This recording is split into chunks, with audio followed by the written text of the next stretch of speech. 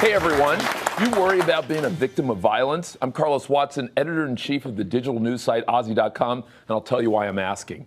Now, earlier this week at a Las Vegas concert, a lone gunman, or a domestic terrorist, depending on your point of view, opened fire and caused the deadliest mass shooting in U.S. history. And following decades of a mostly steady decline in violence, the FBI now reports that in the previous 2 years, violence is actually again on an upswing. So tonight, our third real question, is violence part of America's DNA?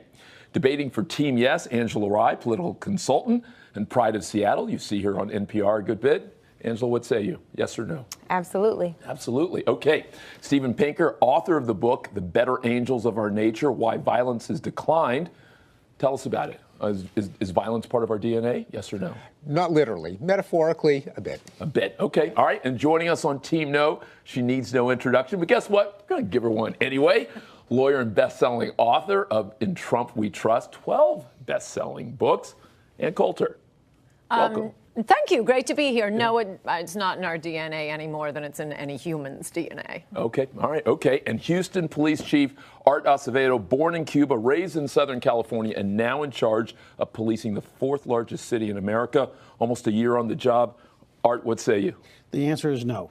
Answer's no. Not in our DNA. Not in our DNA. Okay, optimist, I like that. Okay, and we want to hear from you good folks at home and here in the studio audience as well. Share your comments on social media with the hashtag ThirdRailPBS. And as our teams try to sway your opinion, remember, you can also vote at pbs.org/ThirdRail or Twitter.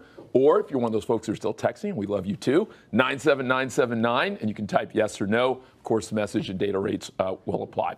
All right, so here we are again, sadly, another horrific mass shooting. And although events like Las Vegas are not the norm, the U.S. does have one of the highest rates of death by violence in the entire Western world. So is America just a more violent country?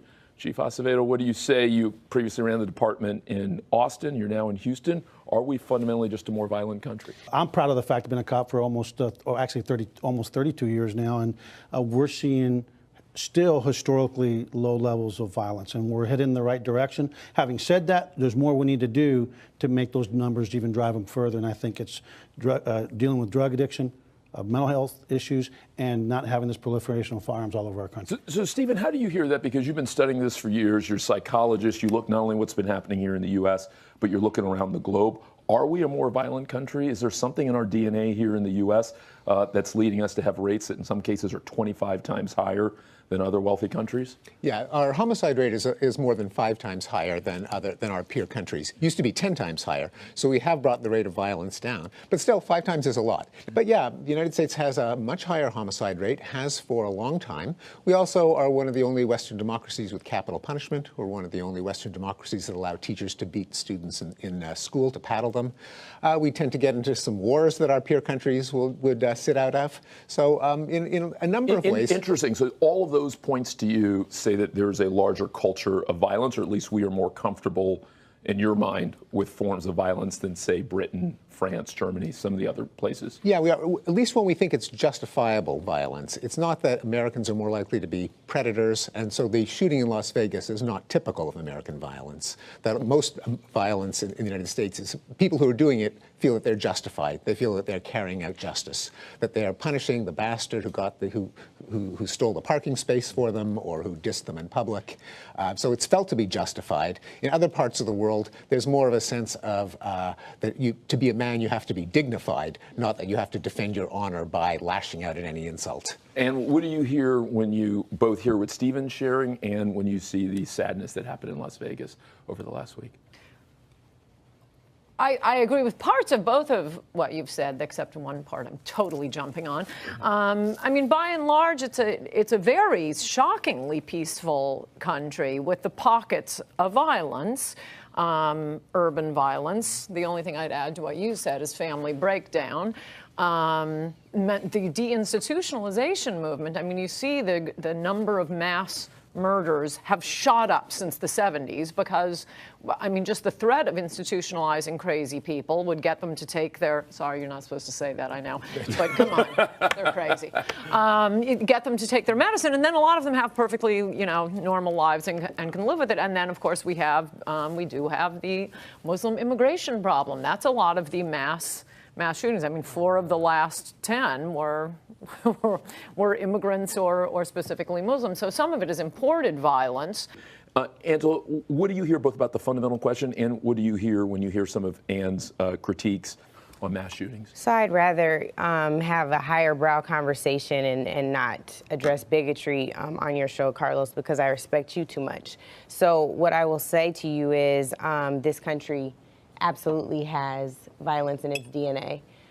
When folks came here to steal this land from indigenous people, they came here violently. When they brought ships over here full of my ancestors, that was ridden with violence. When there were lynch mobs, when there were beatings and rapings of people who, you know, folks proudly call their founding fathers, and they're no founding fathers of mine, that is a history of violence. And so it's no wonder that as a result of all of that, including the fact that law enforcement, quite frankly, was established in this country to chase down, many times threaten, and then oftentimes kill fugitive slaves, that's violence. And so that is what we are dealing with, the foundation of the challenges that exist in this country. Sure, mental health is a major issue. Sure, there are familial challenges, but I will not sit here and blame an entire religion of people for violence in this country. But it's interesting that you raise W.B. Du Bois and others. The author from 100 years ago used to talk a lot about how the country was conceived. Sure. And that in the conception of the country, it was a country conceived in violence, and consequently that. Art, how do you hear that? And in particular, how do you hear maybe Angela's critique, and a critique you're hearing from lots of people about our police forces and whether or not they're being helpful in the decline of violence, or whether or not they're not yet being helpful? Well, I mean, listen, Angela's talking about slavery and policing, and I think too often we look at each other through the prism of history, or through the prism of race, or through the prism of color, and still through the prism of individual actions. And so I really believe that this imperfect profession that we call law enforcement, the facts are that there are 800,000 cops serving 18,000 police departments. The very vast majority will never shoot at anybody, kill anybody, beat anybody. They will serve with honor and distinction. Having said that, it's imperfect, and we just have to hold the few that fall short accountable. Steve Pinker, let me bring you in, because you've talked in a lot of your research about some of the questions Angela raises about the historical arc, and not just here in the U.S., but you've been looking kind of around the globe. Share with us a little bit when you say that overall violence is declining. Give us that perspective where you believe fundamentally the data shows otherwise. Yeah, you can't get an accurate picture of violence from the headlines, because as long as the rate of violence hasn't fallen to zero, whenever there is violence, it's going to be reported. There's not a day is going to go by where there hasn't been a homicide that the newspapers can report. So the only way you can tell is by plotting the rates over time. You see that every country used to have sky-high rates of violence. If you go back to medieval England, medieval Scandinavia, Holland, the rates were through the ceiling.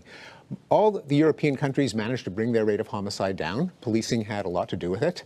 The United States has been a bit of a laggard. Why do you think we're struggling? One historian put it that democracy came too early to the United States. That in European countries, first the government disarmed the people, and it reserved the right of meting out justice for itself. Then it became democratic. The monarchs were replaced by parliaments. In the United States, we had democracy right from the get-go, at a time in which everyone felt that they had to defend their interests with their own gun, and so they weren't willing to relinquish justice over to the government. And because the country was democratic, they had their way, as we see in the Second Amendment is kind of a symbol of that mindset. Actually, it's a really nice transition. And you've heard people, a couple interesting facts. One is 40% of us, according to a Pew poll, live in a household with a gun. Mm-hmm. So fair enough people, gun owner or no? Oh, yeah. Gun owner, family, gun owners? All. When you hear people say that the only way that we're going to fix this is not differences with something called bump stocks or what have you, but is fundamentally going to be repealing the Second Amendment or meaningfully change it. Talk to me a little bit about the idea of should the Second Amendment be repealed in some way? The arguments for restrictions on guns are always things that would do nothing to stop the attack that just happened. But, oh, we have to do something. We have to do something. And that's why I think we need to be honest about what we're dealing with. And although I won't address the bigotry toward our founding fathers because I have too much respect for you, Carlos, we are not talking about race or religion.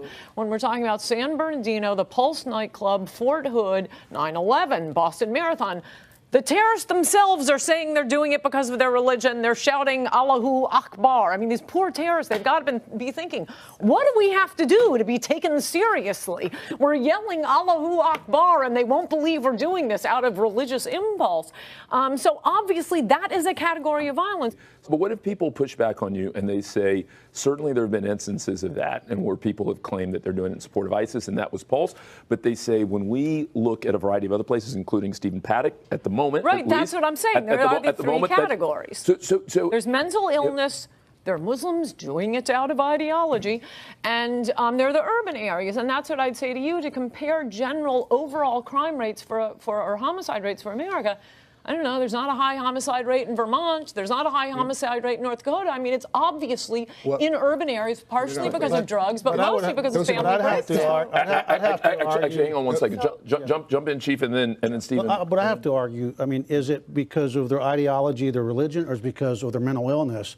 Because most Muslims that I know, and I know a lot of them, are disproportionately not engaged in any kind of violence, or disproportionately not engaged in any problems that they cause for the police department. And quite frankly, most of them are absolutely God-fearing, freedom-loving, and U.S.-loving Americans. And so my problem is when you add the marginalization of people, right? Whether we marginalize people based on race or based on socioeconomics, or based on religion, or based on religion. What you do is that you start opening the doors for people to start thinking, I'm not valued, I'm not welcomed, and then you add mental illness to that. It's a recipe for disaster. So we you know how we have achieved the reductions in violence in this country as law enforcement? It's called community policing, engaging the community, building relationships. And I call it relational policing, treating people with respect and dignity, and not painting people with a broad brush, which is what you do far too often. All right, let me bring in, I know everyone wants to jump in. Stephen Pinker, jump in. Things on the numbers. When we talk about either terrorism or rampage shootings, we're talking about a tiny fraction of American violence or violence worldwide. I mean, these are people who game the system by committing flamboyant acts of violence precisely so that we will discuss it, even though every day in the United States there's an equivalent of a Las Vegas shooting. So most homicides are neither rampage shootings nor terrorism. Another point about numbers is it's true that Vermont has a low rate of violence, not so much because it is rural, but because it's northern. If you look at plot the map of homicide in the United States, there's a huge north-south gradient, and states in the south like Alabama, Mississippi, Texas have sky-high rates of violence.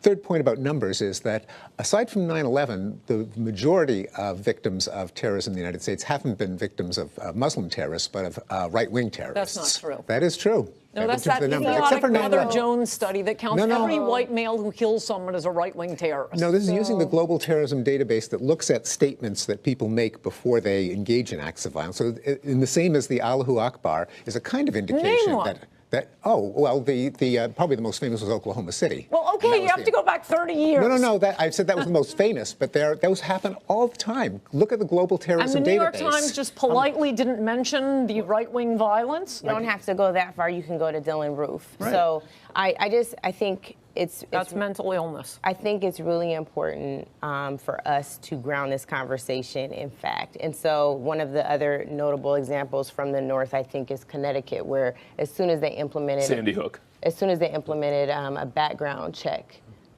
policy, homicide rates went down by 40%. So I think at the end of the day, we also need to be addressing the fact that there are legitimate policy issues that we need to deal with as it relates to gun violence, regardless of where you stand on this. Let me jump in here for a second, because there's no real evidence that fictionalized violence in video games, TV, or movies actually causes violent behavior. Indeed, the data's mixed. And yet, according to a recent poll, 85% of those surveyed say that movies or television contribute a great deal, or at least a fair amount, to gun violence. And 60% of people feel the same way about video games. What say you? Do you think that's part of it? A small part of the video games and the movies, only on the most vulnerable populations that would be moved by something like that. More by, and actually the news has cut back on this, they used to almost make heroes of these guys, like the first one, Charles Whitman, at the top of the water tower. Everybody knew his name, they know about his life, and actually the media in the last, decade or so, they've actually been much more responsible, where they avoid saying the killer's name very much. I mean, we want to know details about the crime, so that we know what could be done to perhaps prevent it in the future. But they're no longer making sort of anti-heroes of the killers, and that's been a good thing, I think. Steve Pinker, what is the data? What does the research show? How much is media, be it video games, be it television shows, movies, music, et cetera, playing a role, do we think, in violence in America? We have to distinguish the high publicity killings. In fact, the killings that are done for the publicity, like the rampage shootings and the terrorist attacks, which kill very few people but attract the lion's share of media attention, from the more police blotter homicides that make up the bulk of homicides, where I don't think that media drive those rates very much. You saw the popularity of violent video games shooting up in the 90s, exactly when the crime rate plummeted. On the other hand, and I agree with and Coulter, that the media do play a role in rampage shootings. It's the one guaranteed way for anyone to become famous, namely shoot a bunch of innocent people.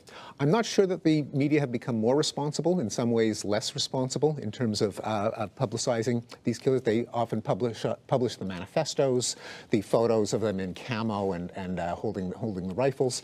I think the recent coverage, repeating ad nauseum that this breaks a new record in terms of the number of people killed in one day, that is totally irresponsible. It's an irrelevant statistic, and some sicko out there is thinking, oh, now I'm going to break the record. Well, let me just say this from a law enforcement perspective, because we're the ones actually fighting crime out there, and a practitioner that actually is responsible for something like predominantly public safety. And a political strategist who actually listens to data, even if it's not on my side. Absolutely. So let's just I'm not sure I'm on this side. I don't know how I ended up on this side. I'm not talking about being. This camera. What's going on here? Hey, you know what? It's a third rail, baby. It's a third rail. Ashton in a minute is going to kind of. Third rail. I'm going to get on the locomotive. I'm going to get on. Let me just say this. Look. We're never going to be able to pass a law that's going to end gun violence. It's not going to happen. It doesn't exist. Having said that, we are a pragmatic people. That's what made this country great throughout its history. That's why I'm on this side, because I believe we're unbalanced good people. We've got to have universal background checks nationwide, period. Great. One system nationwide. Two, when people try to, let me finish, please. When people try to circumvent that process, there has to be some teeth in the law so they can be held accountable. Right. Two, we've got to have, in addition to that, getting rid of this so-called gun show loophole where you can go into a gun show in this country, and if you've got the money, you get the gun. Yep. Doesn't matter. So Chief, what if people push you, though? What if they push you, and what if they say, in order to have real progress, you have to remove the Second Amendment or meaningfully change it? Why? Tell us what your response to that is. I think those people are saying that they're not realists. It's not going to happen. Okay. Because why? Because this is the United States of America. A gun culture is part of our DNA. Hunting is part of our DNA. That is part of our DNA. Yeah, so exactly. we have to understand that we're not going to change that. So what we have to do, the vast majority of NRA members support the universal background checks. You protect the Second Amendment by doing things that keep guns in the hands of law-abiding Americans of sound minds. And if we keep saying no, no, no, there will come a point of no return where the American people will say enough is enough, and no matter how much cash the NRA turns at it, they still can't get the votes, and we will actually. All right, Angela, let me put you in for a second. You worked on Capitol Hill for a number of years. Why are we not able to get something done on crime reduction? When I first started working for the Congressional Black Caucus, one of the first things we had to deal with was the shooting of Gabby Giffords. And watching the former Congresswoman from Arizona. Sure. I was not a Muslim either. I might want to. You don't have to convince me, child. We on the same side of facts. Anyway, that was one of the first things we dealt with. And it was maddening to watch a member of Congress and all her colleagues not be able to line up to figure out how to fix what happened to Gabby Giffords. What is my point? If they can watch it happen to their neighbor, literally someone who they legislate with every day, they sit in committee hearings and markups with, I don't know what it will take. I know that what it can't take anymore is what you ended your last point with, and that was the NRA cannot be in the pockets of these members of Congress. There has to be an answer to that. Talk to me, Anna, about, in your mind, the way forward politically. Is there a meaningful political solution in your mind over the next year that has meaningful reduction that you think Democrats and Republicans will agree on? One policy I think Democrats and Republicans could agree on, and I don't know why it isn't pushed more, is the is prosecuting straw purchasers. That's where most criminals get their guns. They don't get them at gun shows. They get them. They have a girlfriend go in and get them. I think the Columbine killers had a straw purchaser, and those cases are not prosecuted. It has been overlooked. And as I say, if most of the country, and by the way, your southern states that have the high crime rates also, it always matches the high illegitimacy and family breakdown rate, which is why I'm saying it's by and large a peaceful country with the pockets of violence plus Muslims and the mentally ill, which you can't get that there are two of them categories here. So if that is a policy that has not been dealt with, the pockets of criminality are, how do they get their guns? They don't get them at gun shows. They send in the girlfriend. They do get them at gun shows. No, they don't. Okay, all right. If you'd like, I'd invite you. We can bring a crew with us, and we can actually do an investigation Okay, this together. has also where we been can show you, studied. ma'am. I'm telling you, they do get them at gun walking shows. into gun They will go in the shows. gun shows. They'll go to the private seller that doesn't ask for anything other than show me the greenbacks. Then they go from the gun show outside to the drug cartel, whoever else the next person is, and then they get their markup and off they go. Or they use the girlfriend. That's known as a straw purchaser. Stephen, That's right. Stephen, At gun shows. jump in here about the countries that have seen the biggest decline in violence over the last 30 or 40 years. Have they done anything interesting that you think we here in the States can learn from? Well, one of the countries that had the biggest crime decline is the United States. The homicide rate went from 10.4, I think, to a low of 4.6 before bouncing up again for the last couple of years. And the honest answer is no one really knows what caused the crime decline, but probably a number of things happened at once. One of them was more police and smarter policing. Data-driven policing, where they looked at the particular neighborhoods, the particular blocks in the particular neighborhoods, the particular perpetrators in those blocks. It came down like a ton of bricks where the violence was, instead of wasting manpower where the violence wasn't. Angela, is there a gender question here that you think we should be spending more time on? Yeah, I think based on what Stephen has said, I think data is what it is, right? This is objective research. So absolutely, I think anything that we can do to help solve this crisis, to ensure that people are able to live, is worth asking the question. I think the other thing that's worth asking, I know we hit on the Second Amendment a little bit already, but in the world's 200 plus constitutions, 3 have the right to bear arms. We're one of them. And we're the only country that doesn't have some type of restriction on bearing arms. And so I think it's also worth looking at that. I understand that you think it's not realistic, but I think at some point we've got to start asking tough questions. Okay. And getting tough answers. Okay, I'm going to wrap up by asking each of you this. Ann, you optimistic about the future of America? Yes. Anything that happened with Las Vegas and the conversation here around violence? Well, we don't. I mean, I'm frustrated frustrated with Las Vegas because I think the facts have been a little slow in coming. I'd like to know some more facts about that. But one thing that was very optimistic about Las Vegas was heroic the concert goers were. I mean, 22,000 people came under sustained gunfire. There were no trampling deaths. You have men standing up, directing women out, protecting women with their bodies. The surgeons were unbelievably great. I mean, that's part of the reason gun deaths have gone down. Trauma surgeons are unbelievable. It's still just 59 deaths from an astonishing attack. That wouldn't have been true 10 years ago. Talk to me, Chief. I mean, I love this country, and I don't buy into the narrative that America is going to, it's going to end tomorrow. I'm a Cuban refugee, and I was raised with the mindset that the worst day in the United States kids is better than the best day under communist Cuba. So I really believe that the best day are ahead of us, but it's going to start with elected officials not worried about the next primary election and worried about good public policy. And that will not happen until every single person in this room and around this country starts voting and understands that that is their fundamental duty. Yeah. I think we need a voting tax like they do in Australia. Oh, interesting. You want to get compulsory there.